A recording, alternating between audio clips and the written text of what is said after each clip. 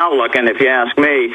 And also, it's too long, and I couldn't figure out, how can we do this in a shorter format so it's a more effective political tool? And that's, I think, what we've done here. We filmed The Secret of Oz in HD. Well, I mean, The Money Masters is an authoritative classic, and it's deep in history and the whole system. I mean, I can't believe you're kind of knocking your masterpiece there.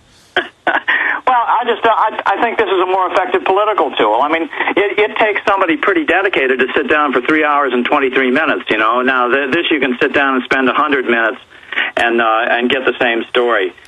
Well, it does. I mean, it does look crisper because it's shot in high def, but I mean, I just got to commend all of it because I know how instrumental. But I am the type of guy that will sit down and watch C-SPAN for 3 hours, so I guess I get your point. But you traveled all over the world for this. Let's talk about some more of what the film covers.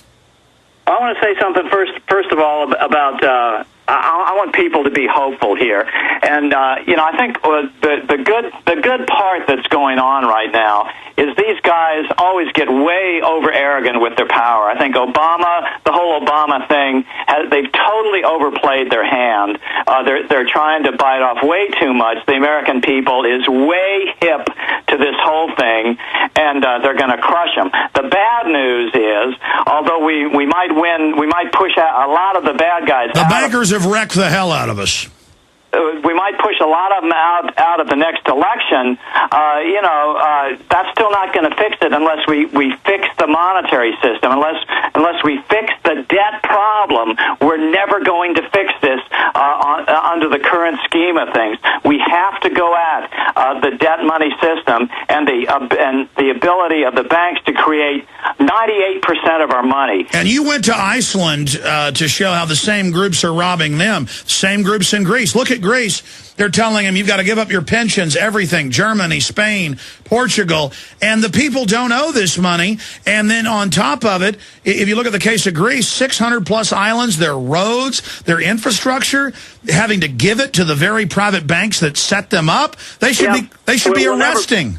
We'll never beat them in those two countries. There's only two countries where we have a shot, and that's the United States and Iceland. I've been in Iceland. The reason we have a shot there is because the people are mad. Iceland is the home of the Vikings.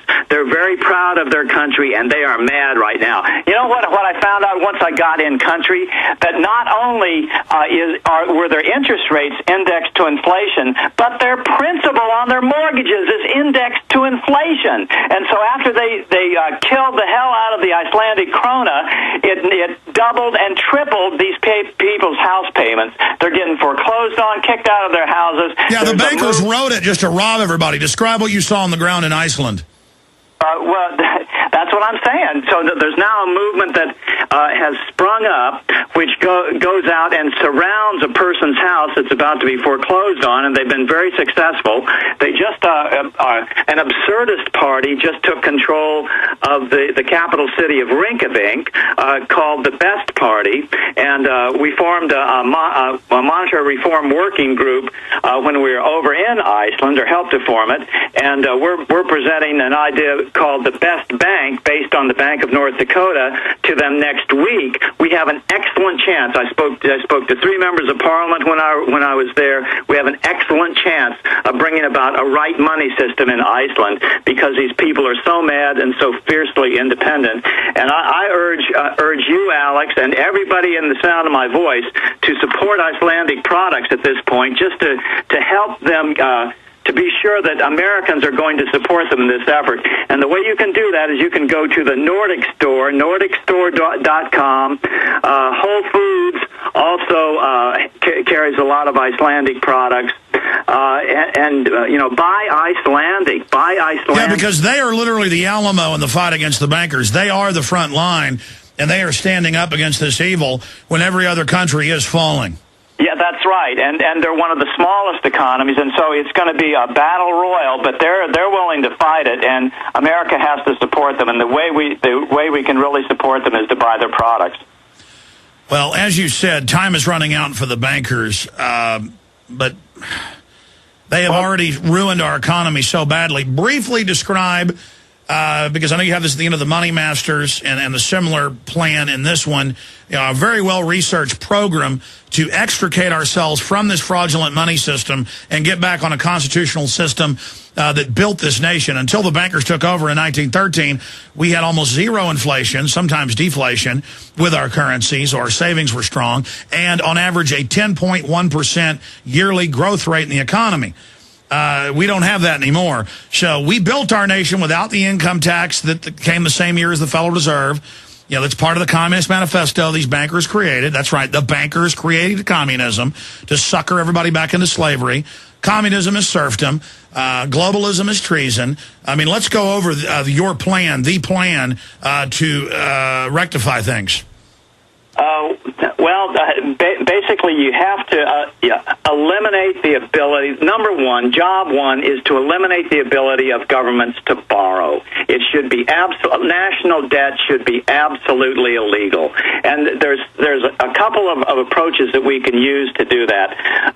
You can create debt-free money, issue it from Congress, and issue it into the economy as the new money comes in, and we pay off the national debt with the new money. We gradually raise bank reserve requirements.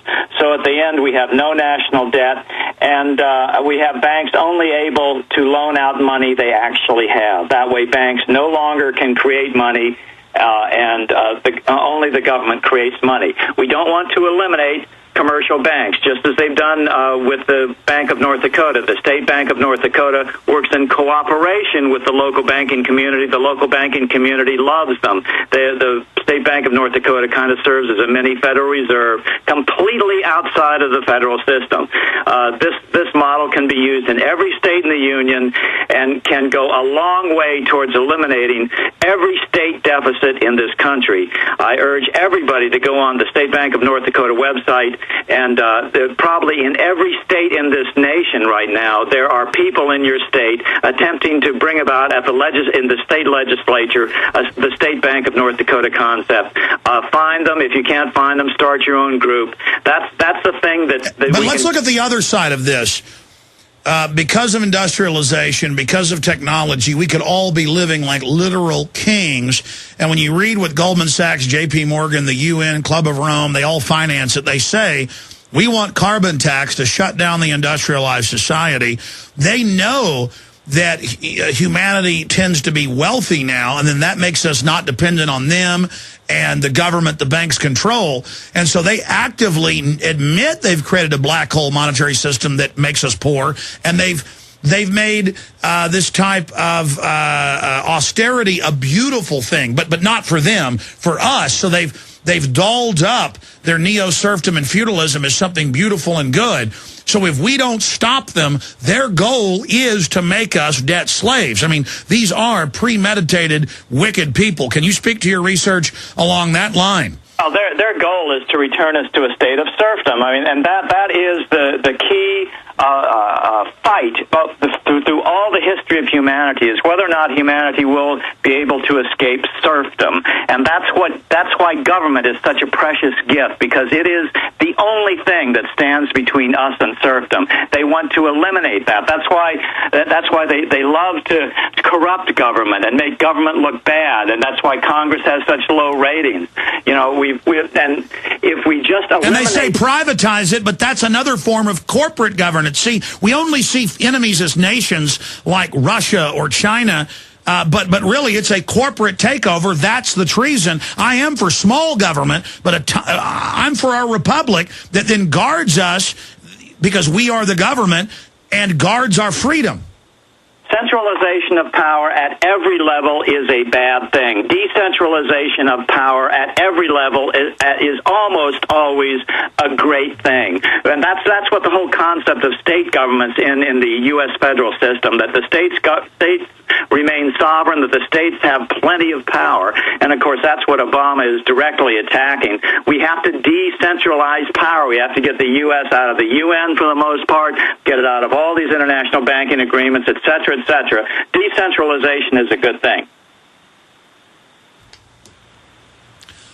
Well, you're absolutely right, and I think people are beginning to discover that, because I've seen the banks push a kind of fake libertarianism of, oh, see, government's bad, let us privatize it. But that's not privatization, to take roads we built with our money and then give it to bankers to put toll roads on it. That's not free market.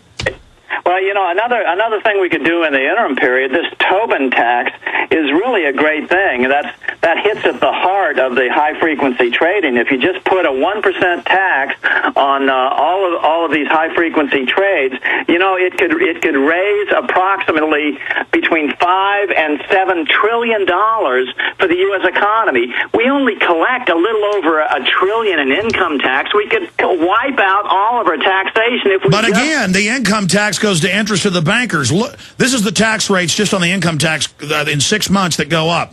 10% bracket goes up to 15. That's poor people, folks. 25% bracket goes to 28. 28 goes to 31. 33 to 36. 35 to 39.6, basically 40. And they've gotten rid of most of the exemptions, and they're raising all these other taxes. I mean, and almost all of this is going to the bankers. Well, you know, you're absolutely right, and that we stand at such a critical juncture right now. They're trying to seal their deal to make it impossible